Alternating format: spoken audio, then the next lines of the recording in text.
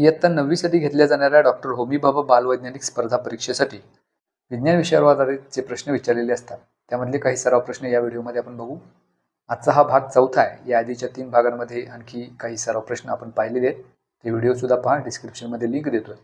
या व्हिडिओमध्ये या घटकावर आणखी काही सराव प्रश्न पाहू, जेणेकरून या परीक्षेचा अभ्यास करण्यासाठी तुम्हाला त्याचा फायदा होईल. या व्हिडिओमध्ये आपण इंग्रजी आणि मराठी या दोन्ही माध्यमाचे प्रश्न आपण घेऊ आणि त्यांची उत्तर काय येतील ते पाहू. सुरुवात करूया पहिल्या प्रश्नापासून. पहिला प्रश्न आहे, खालीलपैकी कोणत्या नियमाला जडत्वाचा नियम असे म्हटले जाते? Which of the following law of motion is also known as law of inertia? न्यूटनचा पहिला नियम, न्यूटनचा दुसरा नियम, न्यूटनचा तिसरा नियम की संवेग अक्षतेचा नियम? तर या प्रश्नाचं उत्तर आहे पर्याय क्रमांक 1, न्यूटनचा पहिला नियम, ज्याला जडत्वाचा नियम असंही म्हटलं जातं. which states that Newton's first law described the property of matter to resist changes in its state of motion. म्हणजे जो आपली विराम अवस्था किंवा गतिमान असण्याची अवस्था न सोडण्याची ही जी वृत्ती आहे त्याला जडत्वाचा नियम असं म्हटलं जातं.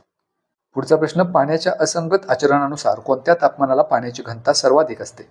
At which temperature is the density of water maximum due to its anomalous expansion? 0 degree, 4 degree, 100 degree Celsius की -4 डिग्री सेल्सिअस?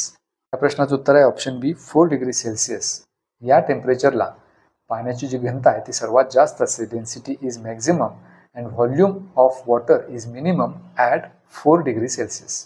पुढचा प्रश्न, साध्या सेल्सिअस स्केलवर 32 फॅरनहाइट या तापमानाचे मूल्य किती असते? What is the equivalent value of 32 Fahrenheit on the standard Celsius temperature scale? हे 4 ऑप्शन्स दिलेले. मग इथं आपल्याला फॅरनहाइटचं कन्व्हर्जन सेल्सिअसमध्ये करण्यासाठी एक फॉर्म्युला वापरू शकतो. It is C is equal to F-32 into 5 divided by 9. याचा जर आपण उपयोग केला तर आपल्याला फॅरनहाइटचं रूपांतर सेल्सिअसमध्ये आपल्याला करता येईल. मग इथं फॅरनहाइट दिलं आहे 32, त्यामुळे Fची व्हॅल्यू 32 घेऊया.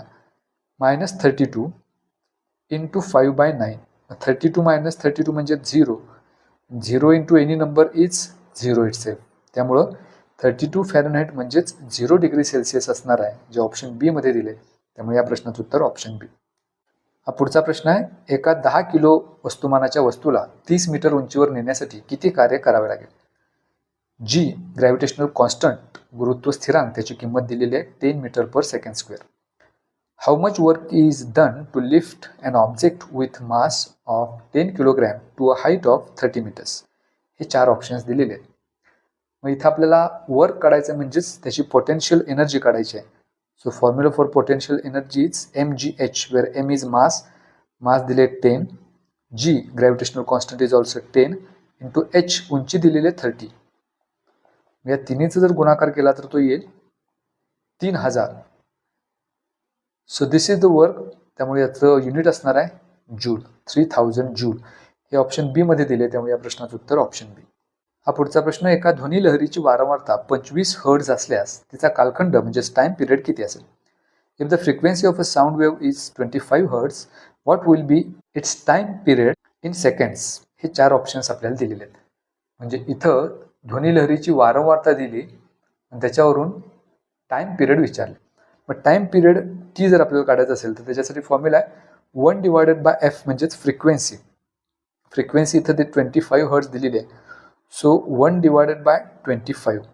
मग 1/25. जर आपण 25 1ला भाग घालवला तर 1ला भाग जात नाही, त्यामुळे शून्याचा भाग लावायचा आणि मग डेसिमल घ्यायचा. तरी सुद्धा 10लाही 25 भाग जात नाही, त्यामुळे आणखी एक शून्य ते घ्यायचा, मग 100 होतील आणि 25 × 100. त्यामुळे एवढा वेळ असणार आहे 0.04 सेकंड, जो आपल्याला ऑप्शन ए मध्ये दिला आहे. त्यामुळे या प्रश्नाचं उत्तर ऑप्शन ए. पुढचा प्रश्न, सोडियम म्हणजेच Na अणुअंक 11 असल्यास त्याच्या बाह्यतम कवचातील इलेक्ट्रॉनची संख्या किती? If the atomic number of sodium is 11, how many electrons are in its outermost orbit? Atomic number याचा 11 असल्यामुळे त्याचं इलेक्ट्रॉनिक कॉन्फिगरेशन 281 असणार आहे. त्यामुळे आउटर ऑर्बिटमध्ये एकच इलेक्ट्रॉन असणार. So option C is the correct answer. पुढचा प्रश्न, लिंबू आणि संत्री यामध्ये प्रामुख्याने कोणते नैसर्गिक आम्ल आढळते? Which natural gas is primarily found in citrus fruits like lemons and oranges? तर या प्रश्नाचं उत्तर सायट्रिक आम्ल, सायट्रिक ॲसिड आढळतं, ऑप्शन सी. हा पुढचा प्रश्न, स्टेनलेस स्टील हे प्रामुख्याने लोह, निकेल आणि कोणत्या धातूचे मिश्रण आहे? Stainless steel is primarily an alloy of iron, nickel and which other metal? जस्त, क्रोमियम, तांबे की कथील? तर या प्रश्नाचं उत्तर आहे ऑप्शन बी, क्रोमियम. पुढचा प्रश्न, जीवनसत्व ए च्या अभावी मानवी शरीरात कोणता आजार उद्भवतो? Which deficiency disease is caused by the lack of vitamin A in the human diet? Beriberi, रातांधळेपणा, स्कर्वी की मुळदूस? या प्रश्नाचं उत्तर आहे ऑप्शन बी, रातांधळेपणा. पुढचा प्रश्न, पेशीमधील ऊर्जेचे घर, power house of the cell म्हणून कोणाला ओळखले जाते? Which cell organelle is known as power house of the cell because it produces ATP?